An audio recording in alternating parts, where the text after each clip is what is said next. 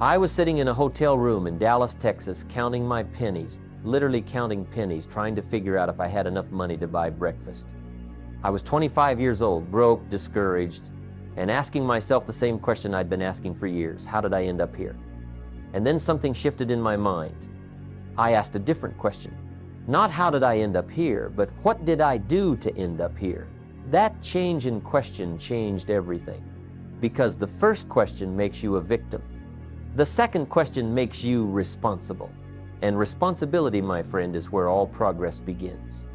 Here's what I've learned after all these years, after working with thousands of people, after building businesses and losing them, after succeeding and failing and succeeding again. The truth is this: you are the most valuable asset you will ever own. Not your house, not your car, not your stock portfolio. You. Your mind, your skills, your attitude, your philosophy, your character, that's your greatest asset. And yet most people will spend more time planning a 2-week vacation than they will planning their own personal development. They'll invest thousands in their home but won't spend $100 on a book that could change their thinking. They'll wash and wax their car every weekend but won't take 30 minutes a day to work on themselves. Let me ask you something, and be honest with yourself. What did you invest in yourself last year? Not what did you spend on entertainment, not what you spent on comfort. What did you invest in? Making yourself more valuable, more skilled, more knowledgeable, more capable. Because here's what the marketplace pays for. It pays for value. It doesn't pay for time.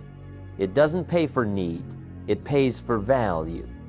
And if you want to increase your value in the marketplace, if you want better results in your life, you've got to increase your personal value. You've got to build yourself. Now, some people hear 2026 and they think it's magical. They think somehow when the calendar flips, everything changes.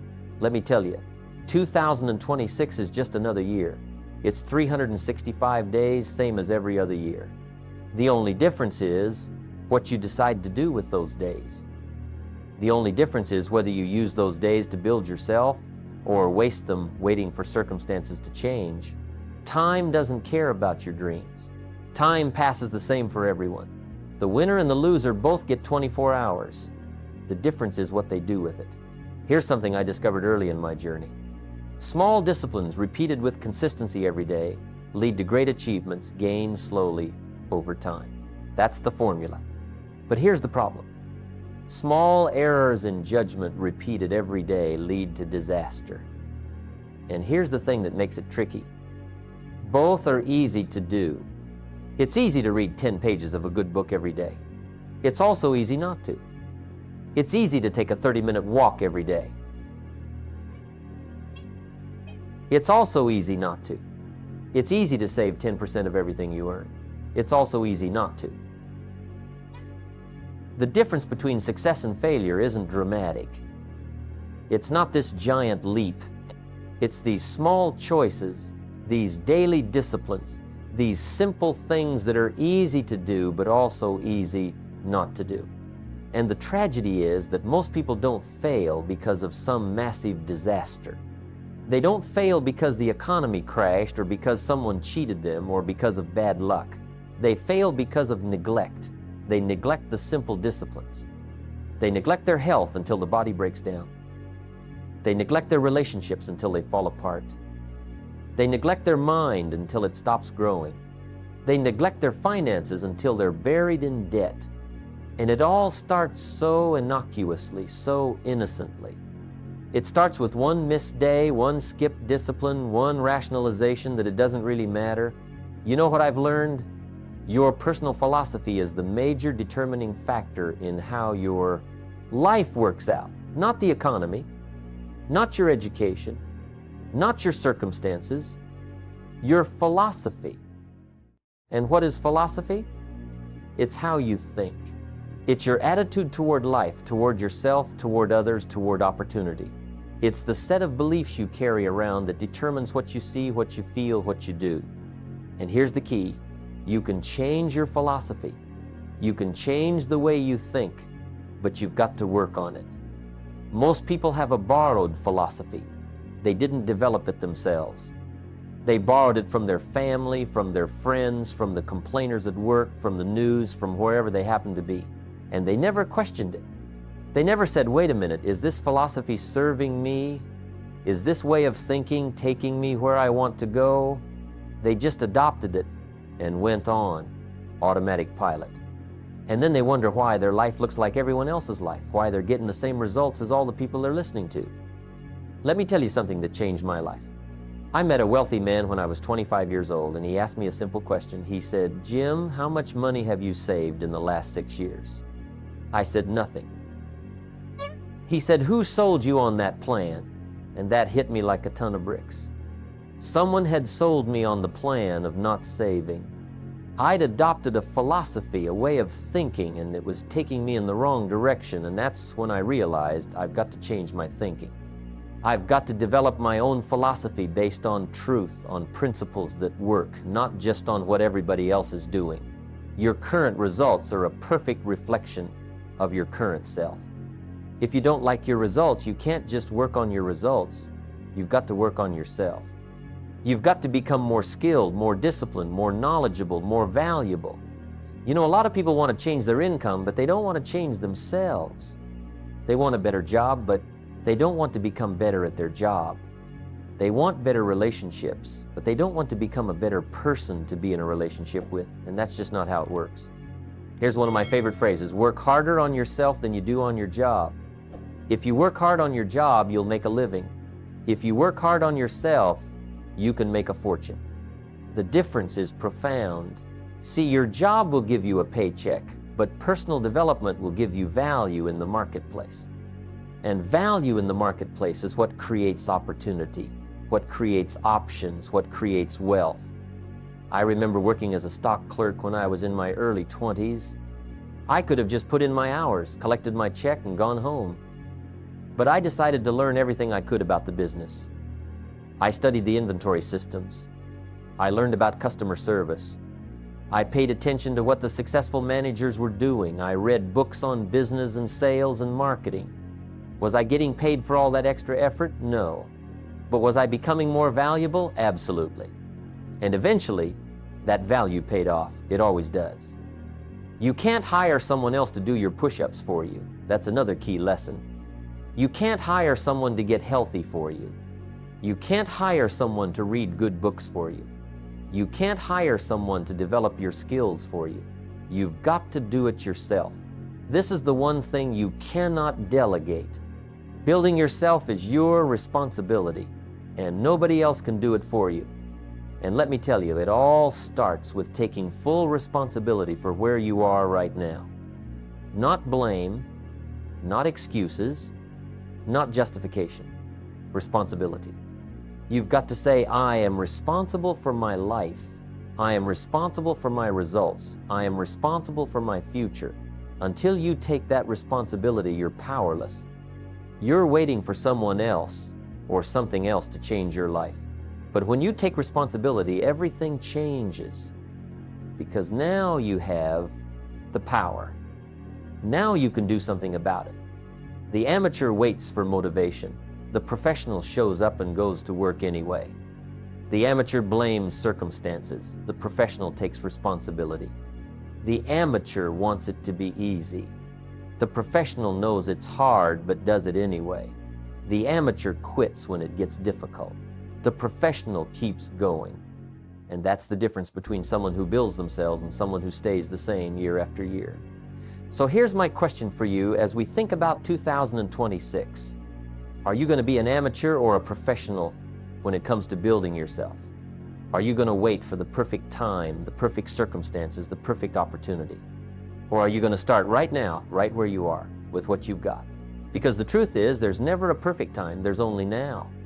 And what you do now, today, this week, this month, determines who you become and what you achieve in 2026 and beyond. Let me tell you what happened after I started taking responsibility for my life. I realized something profound. The marketplace doesn't care about my needs. It doesn't care that I have bills to pay or a family to feed. The marketplace only asks one question: what can you do? What value can you bring? And right then I had to face a harsh truth. I wasn't very valuable. I had more excuses than skills.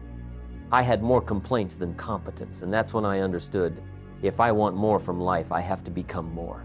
It's that simple and that difficult. There's a formula I learned that changed everything for me. Here it is. To have more, you must become more. Don't wish it was easier, wish you were better. Don't wish for fewer problems, wish for more skills. Don't wish for less challenge, wish for more wisdom. Because here's the reality, unless you change how you are, you'll always have what you've got. You can't keep being the same person and expect different results. That's not how life works. That's not how success works. I started working as a stock clerk, making pennies, and I could have stayed bitter about it. I could have complained that I deserved more, but instead, I made a decision that altered the entire course of my life. I decided to become a student, not just of my job, but of success itself. I started paying attention to people who were doing well. I watched what they did, how they talked, how they handled problems, how they treated people. And I noticed something fascinating. Successful people didn't necessarily work longer hours than everyone else. They worked differently. They thought differently. They approached problems differently. The difference between someone making $30,000 a year and someone making $300,000 a year isn't that one works 10 times harder. It's that one is 10 times more valuable to the marketplace. They've developed skills that are worth more. They've learned things that others haven't learned. They solve bigger problems. They serve more people. They create more value. And the marketplace rewards value. So I started asking myself, how do I become more valuable? And the answer kept coming back to the same thing: skills. I needed to develop skills that would make me worth more in the marketplace. Communication skills, so I could articulate ideas clearly and persuade people effectively. Leadership skills, so I could influence and inspire others. Learning skills, so I could absorb information faster and apply it better. Sales skills, because everything in life is sales. You're either selling your ideas, your vision, your value, or you're being sold on someone else's. Here's what most people don't understand. Your income will rarely exceed your personal development. If you want to earn more, become worth more. It's not about demanding more money. It's about becoming the kind of person who deserves more money. And how do you do that? You invest in yourself. You read books. You attend seminars. You find mentors. You practice new skills. You stretch yourself beyond your comfort zone. I remember when I first started reading books seriously. I was 25 years old, and I'd hardly read anything since high school. My mentor told me, Jim, if you want to be successful, you've got to read. All the answers you're looking for, someone's already figured it out and written it down in a book. So I started reading. And let me tell you, books changed my life. They compressed decades of someone else's experience into days of my learning. They gave me access to the greatest minds who ever lived. They showed me possibilities I'd never considered. But here's the thing about reading. You can't just read and forget. You've got to read and apply. You've got to take what you learn and put it into practice. I developed a habit of reading something good every day and then asking myself, what can I use from this? How can I apply this today? That's when reading becomes powerful. That's when it transforms from information into transformation. The same goes for seminars and courses. People say, I can't afford to go to that seminar, but I say you can't afford not to go. The right seminar, the right course, the right mentor can compress years of trial and error into a weekend of learning. It can show you the shortcuts, help you avoid the mistakes, give you the strategies that work. One idea from a seminar can be worth millions if you apply it, but you've got to invest in yourself first. I invested in my first personal development seminar when I could barely afford groceries. People thought I was crazy. But that seminar gave me ideas that completely changed my approach to business and life. It was worth 100 times what I paid for it. And that taught me another lesson. You've got to be willing to invest in yourself before the results show up. You've got to plant before you harvest. You've got to study before you succeed. There's a difference between being busy and being productive. A lot of people are busy all day long, but they're not productive. They're active, but not effective. They confuse motion with progress. See, being busy is about doing things. Being productive is about doing the right things. And the right things are the things that increase your value, that develop your skills, that move you toward your goals. I learned to ask myself every day, what's the most valuable use of my time right now? Not what's the easiest thing to do. Not what's the most fun. Not what everyone else is doing. What will create the most value? What will make me better? What will move me forward? And then I do that thing, even when I didn't feel like it, especially when I didn't feel like it. Because discipline is doing what you know you should do, even when you don't want to do it. Let me tell you about working harder on yourself than you do on your job. When I was working that stock clerk job, I could have just shown up, put in my hours, and gone home, but I didn't. I studied the business. I learned about inventory management, customer psychology, sales techniques, marketing principles. I read books on business during my lunch break. I stayed late to watch the managers and learn how they operated. Was I getting paid extra for this? No. But was I becoming more valuable? Absolutely. And here's what happened. Within a short time, I wasn't just a stock clerk anymore. I was someone who understood the business. I was someone who could solve problems. I was someone who could train others. I became valuable. And when you become valuable, opportunities find you. You don't have to chase them, they chase you. The 5-year plan for skill mastery is simple but powerful. Pick a skill that will make you more valuable in the marketplace. It could be public speaking, writing, sales, management, programming, design, whatever aligns with your goals. Then commit to becoming excellent at it over the next 5 years. Read every important book on that subject. Take courses. Practice daily. Study the masters. Get feedback. Refine your approach. In 5 years, you'll be in the top 10% of people with that skill. In 10 years, you could be in the top 1%. But most people won't do this. They want instant results. They want to become an expert in a weekend. They want success without the study, mastery without the practice, expertise without the experience. And that's why most people stay average. They're not willing to put in the time, the effort, the consistent daily discipline required to become truly excellent at something. Here's a question that will change your life if you answer it honestly. What have you become excellent at? Not what do you know a little about, not what can you do okay. What have you mastered? What skill have you developed to such a high level that people would pay premium prices for it? If you can't answer that question, that's your assignment. That's what you need to work on in 2026. Success leaves clues. Successful people aren't successful by accident. They've developed certain skills, certain habits, certain ways of thinking that create success. And the beautiful thing is, all of that can be learned. You can learn how successful people think. You can develop the skills they have. You can adopt the habits that make them successful, but you've got to be intentional about it. You've got to study success the way a doctor studies medicine or a lawyer studies law. I spent years studying successful people, and I noticed patterns. They read more than average people. They invest in their education more than average people. They take care of their health more than average people. They set goals and review them regularly. They surround themselves with other successful people. They take calculated risks. They persist when others quit. They see failure as feedback, not as final. And all of these things can be learned and applied. The truth is, you can have more than you've got because you can become more than you are.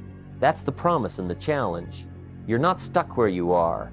You're not limited by your current circumstances or your past mistakes or your present situation. You can change, you can grow, you can develop new skills and new abilities. But it starts with a decision. The decision to work on yourself, to invest in yourself, to build yourself into someone more valuable, more capable, more skilled than you are right now. Now, let me talk to you about something that separates the successful from the unsuccessful more than anything else: discipline. Not talent, not luck, not connections, discipline. The ability to make yourself do what you should do, when you should do it, whether you feel like it or not. That's the key. And here's the interesting thing about discipline. See, it weighs ounces. Regret weighs tons. The discipline to get up early weighs ounces. The regret of a wasted life weighs tons. The discipline to save money weighs ounces. The regret of being broke in old age weighs tons. I call it the principle of easy disciplines versus easy neglects. Everything you need to do to succeed is easy to do. It's also easy not to do. Taking a walk every day is easy. Not taking a walk is also easy. Reading 10 pages of a good book is easy. Not reading is also easy. Saving 10% of your income is easy. Spending it all is also easy. The problem is, these simple errors in judgment don't seem to matter in the moment. Miss one day at the gym, nothing happens. Skip saving money this month, you're still okay. Neglect your education for a week, no big deal. But here's what happens. These small errors in judgment, repeated every day over time, lead to disaster. And by the time you see the disaster, it's almost too late to fix it. That's why most people fail. Not because of some catastrophic event. Not because someone did them wrong. Not because of bad luck. They fail because of neglect. They neglect the simple daily disciplines. They neglect their health until their body breaks down at 50. They neglect their relationships until everyone important walks away. They neglect their finances until they're drowning in debt with no way out. They neglect their mind until it stops growing and starts dying. Here's what I learned about building better habits. You've got to start your day right. How you start your morning determines how you live your day. And how you live your days determines how you live your life. So I developed a morning routine, and it changed everything. I'd get up early, before the world started making demands on my time. I'd spend time reading something positive, something that would feed my mind with good ideas. I'd review my goals, remind myself what I was working toward. I'd plan my day, deciding what the most important tasks were. And I'd do all this before I did anything else. Most people wake up and immediately react to the world. They check their phone, read the news, respond to messages, and before they know it, they're living someone else's agenda instead of their own. But when you start your day with intention, when you feed your mind first, when you get clear on your priorities, you take control. You're proactive instead of reactive. Let me tell you about keeping a journal. This is one of the most powerful habits I ever developed. Every day, I'd write down what happened, what I learned, what I observed. I'd capture ideas before they slipped away. I'd record lessons from my mistakes. I'd document my progress toward my goals. And over time, that journal became worth more than my car, more than my house, because it contained my personal development journey. It showed me where I'd been, what I'd learned, how far I'd come. Goals work like a magnet. They pull you forward. They give you direction when you're confused and motivation when you're discouraged. But here's the thing about goals. You've got to write them down. You've got to review them regularly. You've got to break them into steps. A goal without a plan is just a wish. And wishes don't come true, plans do. I learned to set goals in every area of life. Financial goals, health goals, relationship goals, personal development goals, contribution goals. Because success isn't just about money. It's about becoming a complete person, someone who's growing in all areas. And when you have clear goals, you can measure your progress. You can see if you're moving forward or just treading water. Breaking bad habits requires a different approach than most people think. You can't just stop a bad habit, you've got to replace it with a good one. See, every bad habit serves some need. It reduces stress, provides comfort, fills time, whatever. So if you just try to stop it without replacing it, you'll fail.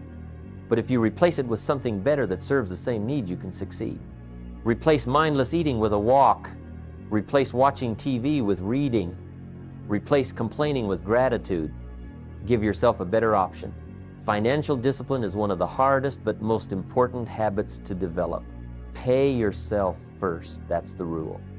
Before you pay anyone else, before you spend on anything else, save at least 10% of everything you earn. Put it away where you can't touch it easily. Let it accumulate, let it grow. Because here's what happens when you do this. You change your relationship with money. You stop being a consumer and start being an investor. You stop spending tomorrow's money today and start building tomorrow's security today. The same discipline applies to your health. Your body is the vehicle that carries you through life. If you don't maintain it, it breaks down.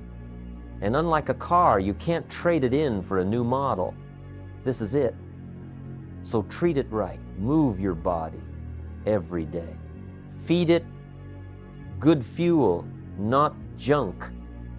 Get enough sleep. These aren't complicated things, but they require daily discipline. And the payoff is enormous. More energy, better health, longer life, higher quality of life. Here's the truth about discipline. It gets easier the more you practice it. The first time you say no to that dessert, it's hard. The 100th time, it's automatic. The first time you get up early to exercise, it's torture. After 6 months, it's just what you do. Discipline becomes habit, and habit becomes character, and character becomes destiny. That's the progression. So as you think about building yourself in 2026, ask yourself this: what daily disciplines do I need to develop? What small actions, done consistently every day, would transform my life over time? And then start doing them. Not tomorrow, not next week, today, right now. Because every day you wait is another day of compound neglect, another day further from where you want to be. The best time to start was yesterday. The next best time is now. When I was broke and struggling, I looked around at the people I was spending time with. They were all broke and struggling too. We'd sit around complaining about the economy, about our bosses, about how unfair life was, about how the rich people had all the advantages. And you know what? We were all going in the same direction. Nowhere. We were reinforcing each other's negative philosophy. We were validating each other's excuses. We were dragging each other down. Then I met my mentor, and he asked me a question that changed everything. He said, "Jim, who are you around? What are they doing to you? What have they got you reading? What have they got you saying? Where have they got you going? What do they have you thinking? And most important, what do they have you becoming?" Those questions hit me hard because I realized the people I was associating with were taking me in the wrong direction. They weren't bad people, but they had the wrong philosophy, the wrong attitudes, the wrong habits, and it was rubbing off on me. So I made one of the toughest decisions of my life. I changed my associations. I started spending less time with the complainers and more time with the achievers. I found successful people and studied them. I listened to what they talked about. I watched what they did. I adopted their philosophies. And my life started changing immediately. Not because my circumstances changed, but because I changed. And I changed because I changed who I was learning from. Now, this doesn't mean you abandon people. It means you get selective about who influences you. There's a difference between being influenced by someone and helping someone. You can still care about people without letting them program your thinking. You can still be kind to negative people without adopting their negativity. But you've got to protect your mind. You've got to guard what goes into it. I developed what I call the strategy of limited association and expanded association. Limited association means spending less time with people who drag you down, who criticize your dreams, who tell you why it won't work, who want you to stay small so they feel comfortable. You don't have to be mean about it. You just limit your exposure. Expanded association means deliberately seeking out people who challenge you to grow, who believe in possibilities, who are going somewhere in life, who have wisdom to share. Here's something most people miss. Association isn't just about who you spend time with physically. It's also about who you spend time with mentally. What books are you reading? Whose podcasts are you listening to? What are you watching? Because all of that is association too. When you read a great book, you're associating with the mind of the author. When you listen to wise teachers, you're being influenced by their thinking. Choose those associations as carefully as you choose your friends. The difference between being a thermometer and a thermostat is critical to understand. A thermometer reflects the temperature of its environment. It goes up when things heat up, down when things cool off. Most people are thermometers. They reflect whatever environment they're in. If everyone around them is negative, they become negative. If everyone's excited, they get excited. They have no internal control. But a thermostat sets the temperature. It determines what the environment will be. And that's what you want to become. A thermostat, not a thermometer. Someone who influences the environment rather than being influenced by it. But here's the thing, you can't influence others until you've built yourself. You can't give what you don't have. You can't teach what you don't know. You can't lead where you won't go. That's why building yourself comes first. That's why personal development is the foundation of everything else. When you become better, you can help others become better. When you grow, you can help others grow. When you succeed, you can show others the path to success. Giving back and serving others from your strengths is one of the greatest rewards of personal development. Once you've built yourself, once you've developed skills and knowledge and wisdom, you have something valuable to share. You can mentor someone who's where you used to be. You can teach what you've learned. You can help others avoid the mistakes you made. And there's a deep satisfaction in that, a fulfillment that money can't buy. I've learned that the purpose of building yourself isn't just to get more for yourself. It's to become more so you can give more, contribute more, serve more. When you develop your skills, you can solve bigger problems for more people. When you grow your wisdom, you can give better counsel. When you increase your influence, you can make a bigger positive difference in the world. Not just the money you'll leave behind, but the impact you'll have on people's lives. Your children are watching you. Your friends are influenced by you. Your colleagues notice your example. What are you showing them? Are you demonstrating that growth is possible? Are you proving that change can happen? Are you living proof that someone can rise above their circumstances and build a better life? That's what building yourself is really about. It's about becoming someone worth following, someone worth listening to, someone worth learning from, not because you're perfect, nobody is, but because you're committed to growth, to improvement, to becoming better than you were yesterday. So here's my challenge to you as we stand at the beginning of 2026. Make this the year you become that person. Make this the year you build yourself into someone of real value, real substance, real influence. Start today. Not tomorrow when conditions are better. Not next week when you have more time. Not next month when you have more money. Today, right now, this moment. The best time to plant a tree was 20 years ago. The second best time is today. The same is true for building yourself. Maybe you should have started years ago, but you can start today. And 20 years from now, you'll be so grateful you did. You'll look back and say, that was the turning point. That was when everything changed. That was when I decided to build myself. Make 2026 that year. Make today that day. The life you want is waiting for the person you're willing to become.